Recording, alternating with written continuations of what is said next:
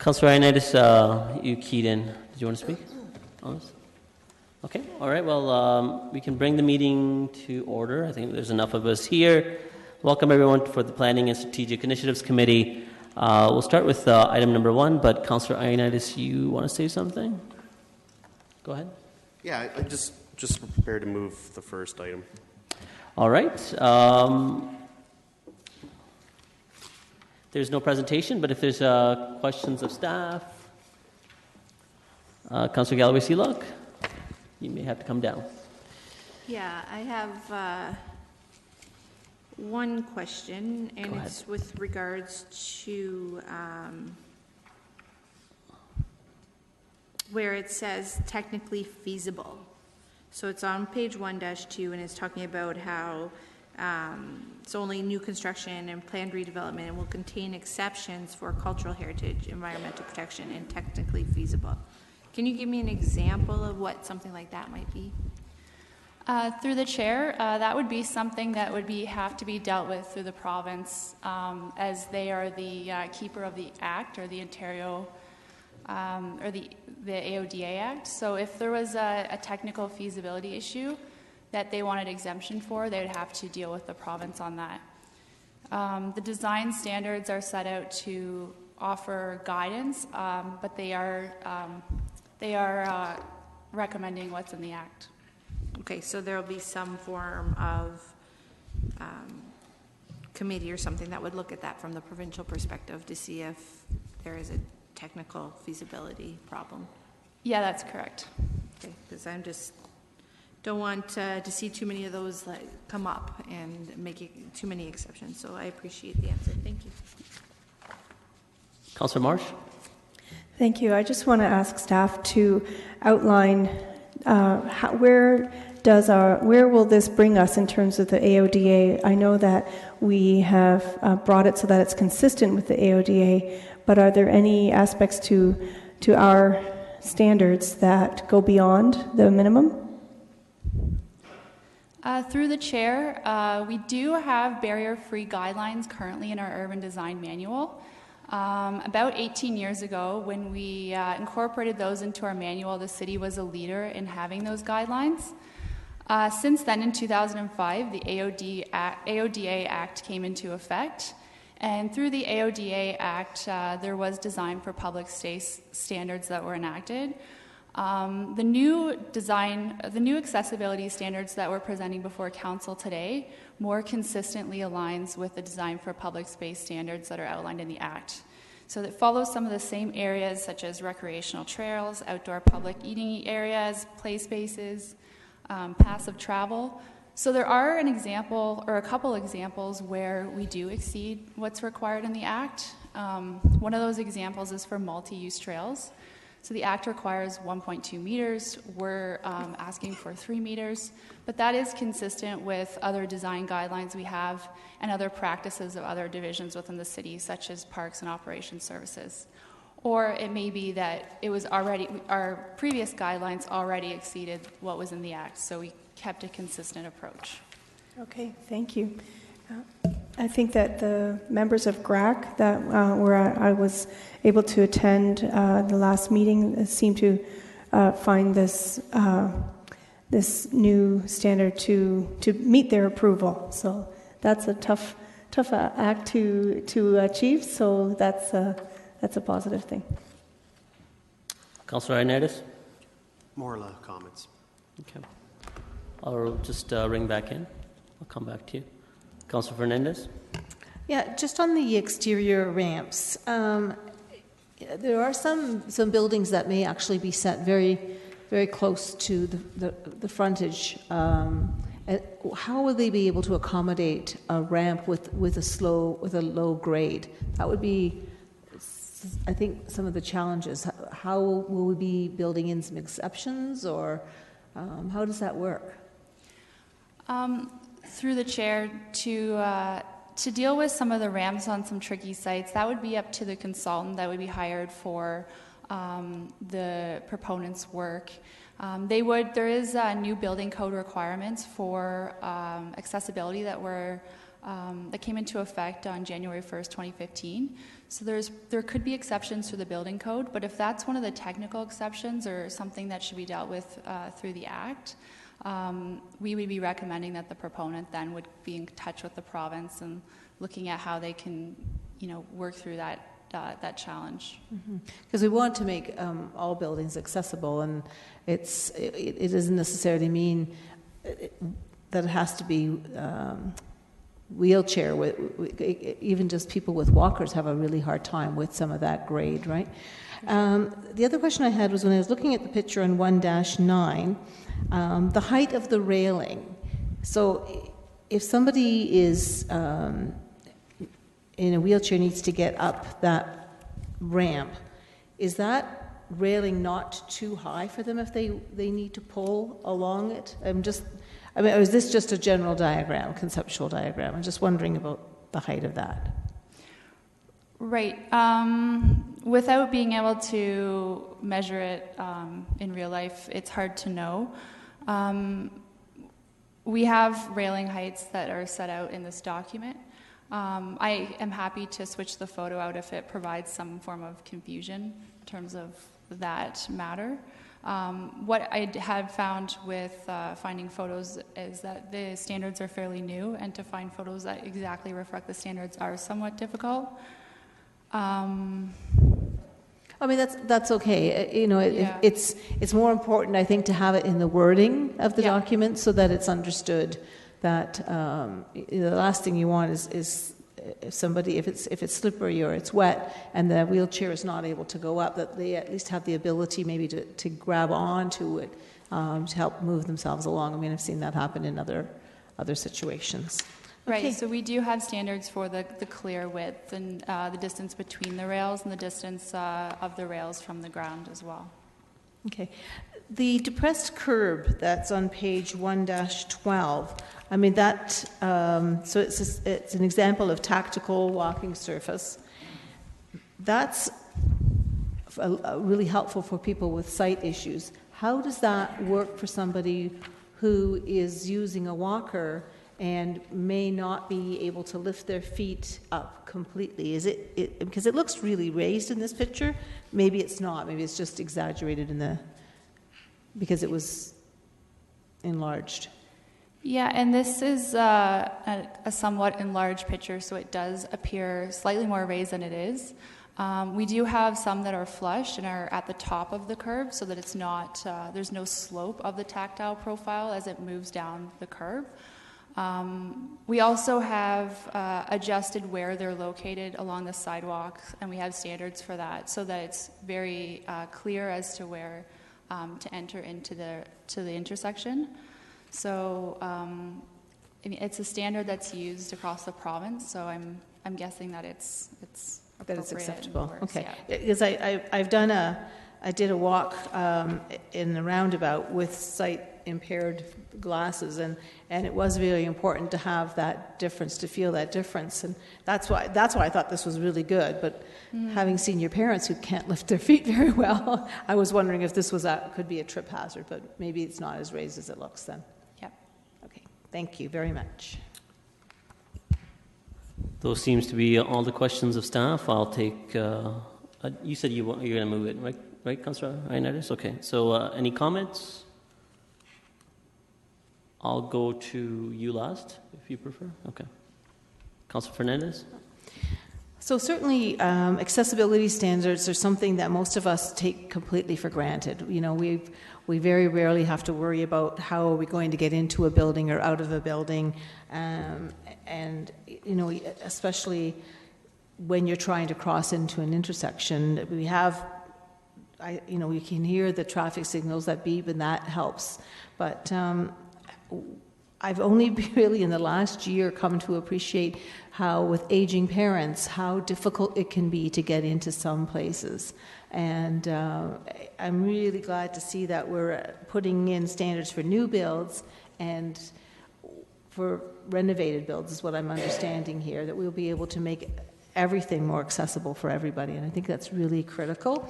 I know there will be cost implications for some businesses, but we have to make sure that everybody in our community can get into either businesses or schools or buildings where they might be getting a service.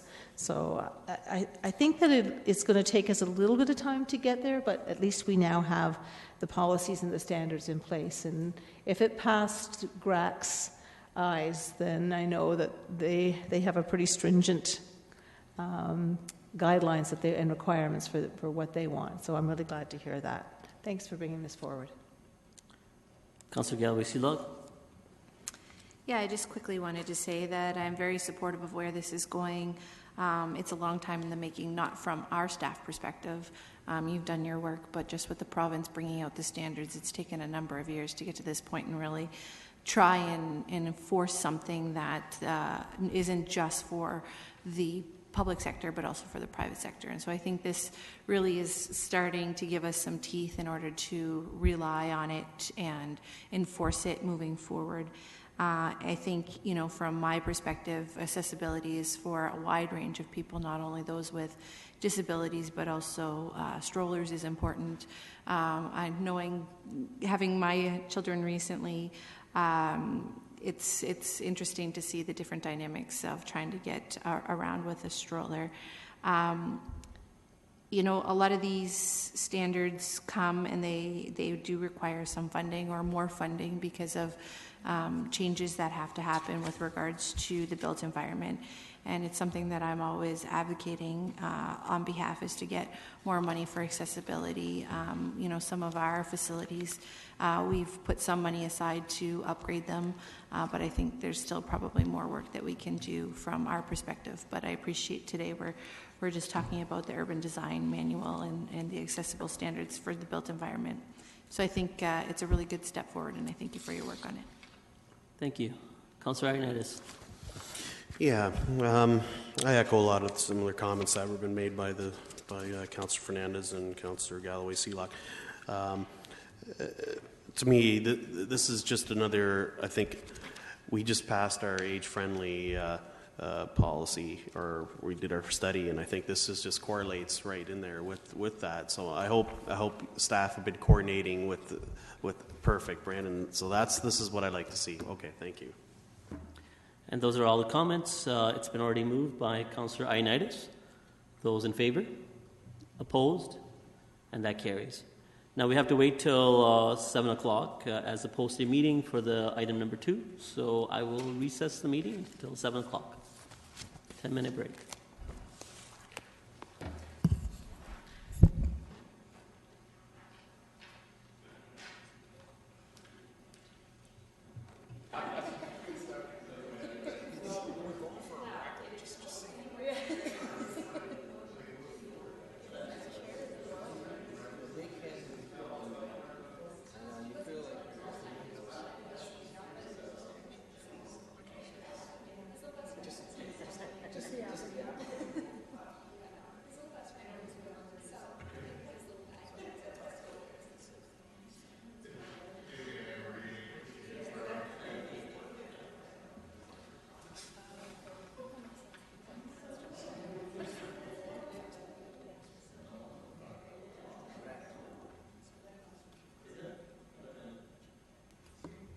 Oh, okay. All right, we'll wait 3 minutes.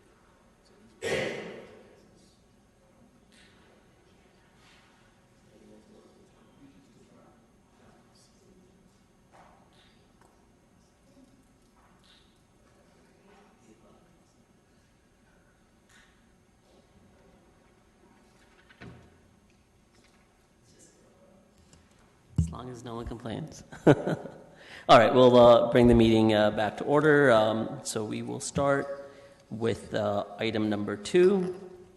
We have a small presentation from staff, and then we have a delegation on hand on behalf of the applicant, but no presentation. So I'll just read this. This is a formal public meeting to consider applications under the Planning Act. If a person or public body does not make oral or written submissions to the City of Kitchener before the proposed applications are considered, the person or public body may not be entitled to appeal a decision to the Ontario Municipal Board and may not be added as a party to a hearing of an appeal before the Ontario Municipal Board.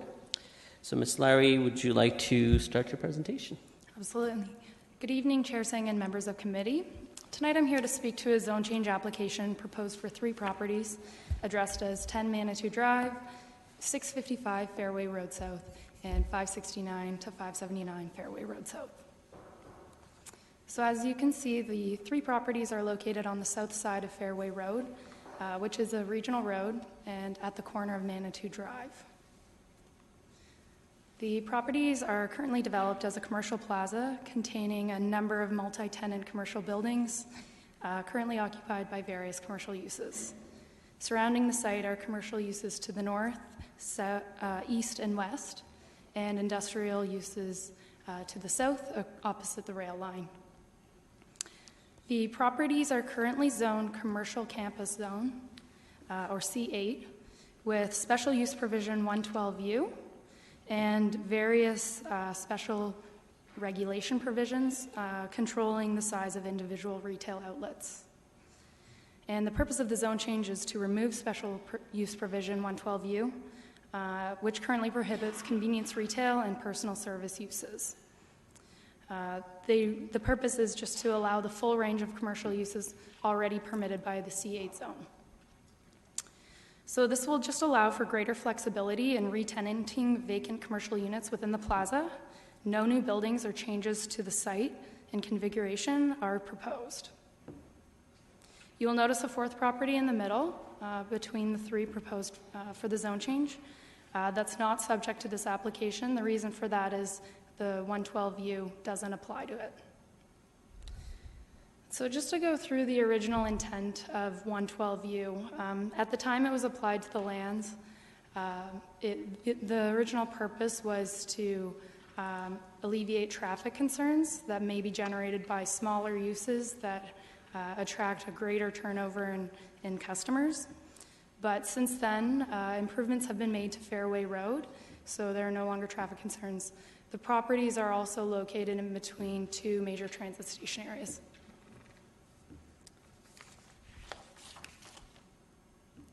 So in conclusion, staff is satisfied that the proposed uses conform to both the 1994 and current official plan. Traffic improvements have been made to Fairway Road, therefore the request meets the intent. No concerns were raised by staff, agencies, or the neighboring properties. And the proposed personal service and convenience retail uses are appropriate. So I'm happy to answer any questions. The applicant is also present tonight and can answer any questions the committee may have. Thank you very much. So you're on hand. You don't have a presentation, right? So, okay. Excellent. So first we can go questions of staff, and then if there are questions of the applicant's representative, we can go to Oz after, but we can focus the questions of staff first. Councillor Davey, when you're ready. Thank you. No questions seem straightforward. I'd move it, Mr. Chair. Okay. Councillor Janetsky. Yeah, I do have one question to this. You indicated a special use provision 112 applies to the 3 properties, but does not apply to the middle property. Yet I also noticed that on the schedule map 1, the abutting 2 properties, the 112U also applies to the lands further to the east. So why does the one that's not subject to this application in the middle not have?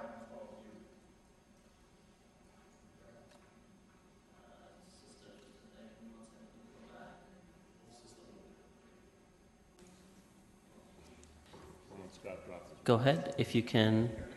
You're back on. Did you get the rest of that question? That you're just asking why the 112U does not apply to that, but why it applies to these other properties and others across the street. Is that correct? Yeah. I'm not entirely sure why it doesn't apply to that one property. I know there are uses within that portion of the plaza that do have those. It could have applied in the past and was lifted. I'm not entirely sure. I'd have to look into the history of that a little more. So, what does the 112U policy state? I mean, it's dealing with uses, but I didn't look it up. I just assumed it was going to be in the report, and I really didn't find it. So it allows something, but I don't know what. So it just states that within the land zone C8 and M3, so it applies to other properties with different zoning categories applied, which are shown as affected by this subsection, convenience, retail, and personal services shall not be permitted. Sorry, say the last part. You faded away. Convenience, retail, and personal services shall not be permitted. Okay, shall not be permitted. So now by doing this, you're opening it up. Okay, thank you. There was someone else that had keyed in as well. Okay. Go ahead. Councillor Fernandez. So I don't know if this is a question that you can answer, Catherine, or that Oz might be able to, but can you just go back to the map that showed that one. One of the challenges that I think happens quite often on Ferry Road is the amount of traffic that sort of goes in and out and in and out of either shopping plazas or commercial businesses. Is this going to have that, and I know there is roughly from the far right one, there is a connection all the way through, but will there be a connection into that corner lot so that people can travel within that envelope, that site envelope, so that they don't have to go out onto Ferry Road and then come back in again? Through the chair, to confirm, is your question just whether or not there will be a connection from the one large property in the center through to number 10 Manitou Drive on the corner there? Right. I believe a connection already exists. It's currently under construction right now. It's being redeveloped with a Mountain Equipment Co-op and a TD Bank. So I believe there will be a connection, but I will defer to Mr. Kamal for confirmation of that. Yeah. Yeah. I mean, the connection that was there was very tiny, and because you had to sort of look past the building where Molly Bloom's was and the other businesses. Now, of course, it's all been opened up, so if that connection remains, it's just, I do have, because I go to the Good Life there all the time, and it's nice to be able to get on site and just travel within the whole building envelope and not have to go back out every single time. They're on. Do I click or can I just talk? So on? Okay. Sorry. I have the current plan here, and it does show two connections. It's almost a continuation of the two main drive aisles that go east-west, and they would go to 10 Manitou Drive as well. Okay, and will there be I see that looks like there's going to be an entrance from Manitou, but is there also going to be an entrance from Ferry Road just past that stoplights? Are you speaking to the corner property? To the corner property, yeah. There's only a right in to the site from Fairway, that's all, because it's so close to the intersection, but because you have that slip lane, it's just if somebody was to overshoot their entrance into the site from Manitou, they could re-enter, but only an enter. Perfect. Okay, that's really good to know. That gives me a level of confidence about some of the redevelopment. I realize that it's not necessarily germane to the application, but since you're here, I thought I'd take advantage of asking those questions. Absolutely. Okay, thank you. That's all I have. All right. Any other questions of staff for Mr. Kamal? I see none. It has been moved by Councillor Davey. Any comments? I see none. All those in favor? Opposed? That carries. Thank you. Thank you. And thank you to staff. And meeting adjourned.